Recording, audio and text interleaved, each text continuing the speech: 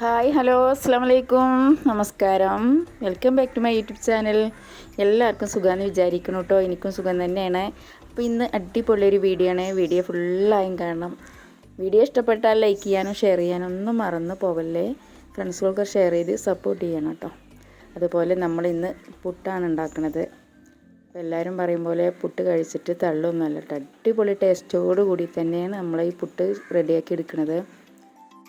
രാവിലെ തന്നെ കുറച്ച് മുട്ട കിട്ടിയിട്ടുണ്ടായിരുന്നു. അതൊക്കെ ഒന്ന് കഴുകി വൃത്തിയാക്കി നമ്മൾ ഒരു പാത്രത്തിൽ വെക്കുകയാണ്. കാരണം നമ്മൾ പുറത്തുനിന്നൊക്കെ കൊണ്ടുവരുന്ന മുട്ട ഒക്കെ എടുത്ത് നോക്കിയാൽ നമുക്ക് തന്നെ മനസ്സിലാവും ഒരുപാട് അഴുക്കുകളും ബാക്ടീരിയകളും എല്ലാം ഉണ്ടാവും. അപ്പോൾ അത് അന്യ സംസ്ഥാനത്തു നിന്നും കൂടിയും കൊണ്ടുവരുന്നതാകുമ്പോൾ പിന്നെ നമുക്ക് പറയാം അത്രയും ഇതാണല്ലോ. അപ്പോൾ നമ്മളെ വീട്ടിലുണ്ടായതാണെങ്കിലും നല്ല അഴുക്കൊക്കെ ഉണ്ടായിരിക്കും. എന്നാലും അത് നന്നായി കഴുകി വൃത്തിയാക്കിയിട്ട് വേണം നമ്മൾ ഫ്രിഡ്ജിലേക്കോ ഒക്കെ മാറ്റി വെക്കാൻ. കുഞ്ഞു മക്കളൊക്കെ വന്ന് പെട്ടെന്ന് മുട്ടയൊക്കെ എടുത്ത് പിന്നെ പെട്ടെന്ന് കൈയൊന്നും കഴുകിയില്ലെങ്കിൽ അതിൻ്റെതായ ഒരു എന്താ പറയുക അസുഖങ്ങളൊക്കെ പെട്ടെന്ന് വരാൻ സാധ്യത ഉണ്ട് കേട്ടോ. അപ്പോൾ ഇന്ന് ഒരു തേങ്ങ പുറത്തുനിന്ന് പെട്ടെന്ന് കൂടുതലൊന്നും കൊട്ടത്തേങ്ങ അധികം കിട്ടാറ്. അപ്പോൾ ഇന്നൊരു പച്ച തേങ്ങ കിട്ടിയിട്ടുണ്ട് കേട്ടോ. അപ്പോൾ തേങ്ങയൊക്കെ പൊളിച്ച് കൊടുന്ന് വെച്ചിരിപ്പം നമ്മളെ തേങ്ങ 3 കണ്ണുകളുണ്ട് എന്ന് പറയില്ലേ. പക്ഷേ അത് നോക്കുമ്പോൾ ശരിക്കും ഒരു ജീവനുള്ള ഒരു എന്തോ ഒരു എന്താണെന്ന് പറയാൻ പറ്റാത്തൊരവസ്ഥയിലാണല്ലേ. തേങ്ങ എന്ന് പറഞ്ഞാൽ തേങ്ങയ്ക്ക് 3 കണ്ണുകൾ. ഒരു അത്ഭുതം തന്നെയാണല്ലേ. ഇതൊക്കെ കാണുമ്പോഴാണ് നമ്മൾ ദൈവത്തോട് അടുത്തു പോകുക. ദൈവത്തിൻ്റെ ഓരോ കഴിവുകൾ എന്ന് തന്നെ പറയാം. ശരിക്കും ഒരു ജീവനുള്ള പോലെ തന്നെ നമുക്ക് ആ കണ്ണുകളെ നോക്കിയാൽ തോന്നുന്നുണ്ടല്ലേ. അപ്പോൾ ഇന്ന് പുട്ടിനുള്ള ഒരുക്കത്തിലാണ്. അതിലേക്ക് കുറച്ച് ബീട്രൂട്ടൊക്കെ നരച്ച് അതും കൂടെ എടുക്കുന്നുണ്ട്. കളർഫുള്ളായിട്ടുള്ളൊരു പുട്ടാണ് കേട്ടോ. പിന്നെ ഹെൽത്തിയും കൂടെയാണ്.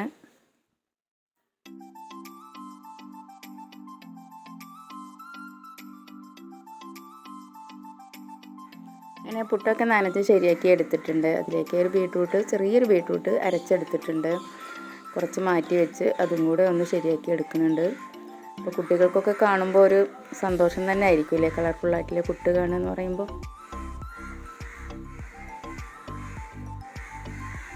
ഒരു ജാറിലേക്ക് കുറച്ച് തേങ്ങ ഇട്ട് കൊടുക്കുന്നുണ്ട്. അതിന് ശേഷം നമ്മൾ പുട്ടിൻ്റെ പൊടി ഇട്ട് കൊടുക്കണം. അങ്ങനെ 2-3 ലെയറായിട്ട് നമ്മൾ ഇട്ട് കൊടുക്കുന്നുണ്ട്.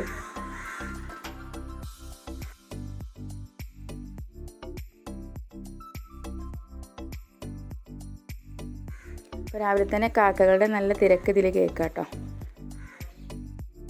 അതിൻ്റെ ചുറ്റുവട്ടത്തൊക്കെ കാക്കകൾ വന്ന് കരഞ്ഞും കൊണ്ടിരിക്കുന്നുണ്ട്.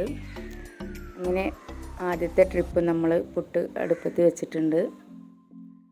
ഒരു 10 മിനിറ്റ് കഴിയുമ്പോഴേക്കും പെട്ടെന്ന് നമ്മൾ പുട്ട് ശരിയായി കിട്ടൂലേ.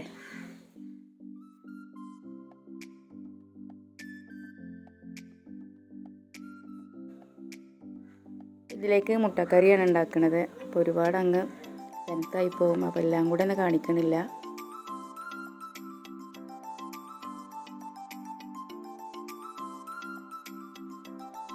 ഇങ്ങനെ ആവി പറക്കും അടിപൊളി കളർഫുള്ളായ പുട്ടൊക്കെ റെഡി ആയിട്ടുണ്ട്. അപ്പം നമ്മളിതിൻ്റെ മുമ്പും പല ഐറ്റംസ് പുട്ടുണ്ടാക്കിയിട്ടുണ്ട്. അതൊക്കെ ഒന്ന് പോയി കാണാം കേട്ടോ.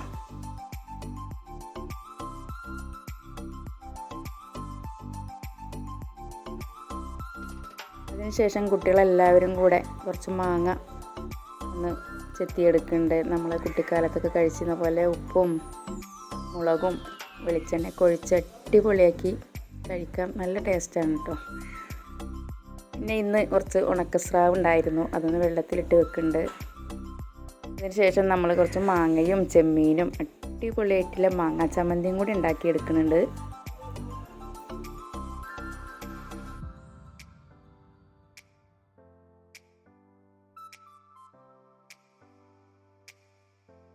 ചെമ്മീനൊക്കെ വറുത്ത് ശരിയായിട്ടുണ്ട്. അതിലേക്ക് നമ്മൾ കുറച്ച് തേങ്ങ കൊത്തുകൂടെ ഇട്ട് കൊടുക്കുന്നുണ്ട്. പിന്നെ പച്ചമുളകും മുളക് പൊടിയും എല്ലാം കൂടി ചേർത്ത് ഒന്ന് എണ്ണയിൽ വഴറ്റിയെടുക്കുന്നുണ്ട്.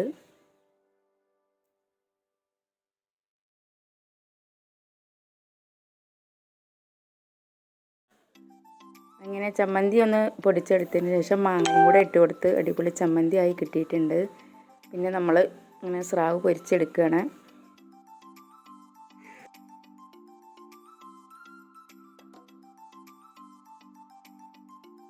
വൈകുന്നേരത്തെ വിശേഷമാണ്. അപ്പോൾ പുറത്ത് കുട്ടികൾക്ക് കളിക്കാൻ ഒരുപാട് അങ്ങ് നല്ല എൻജോയ് ചെയ്ത് കളിക്കാൻ പറ്റിയ സ്ഥലങ്ങളുടെ വീട് പണി കാരണം മണലും കട്ടയും എല്ലാം കൂടെ മുറ്റത്തിൻ്റെ ഒരു സൈഡിലുണ്ട്.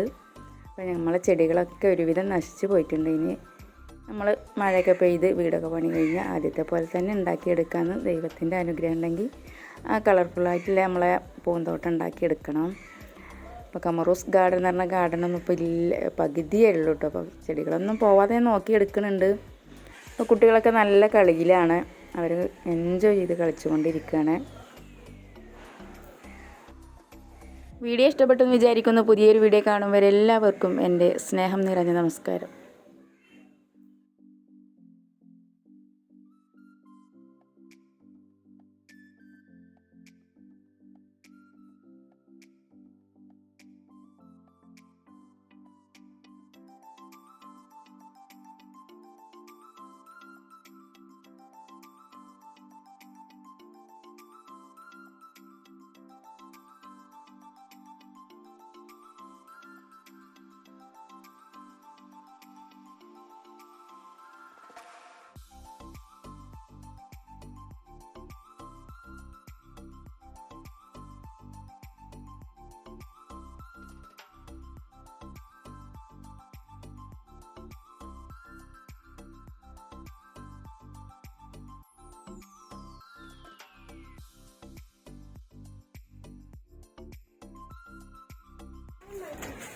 എനിക്ക് ഒന്നിനും മനസ്സിലുണ്ടാവില്ലല്ലോ.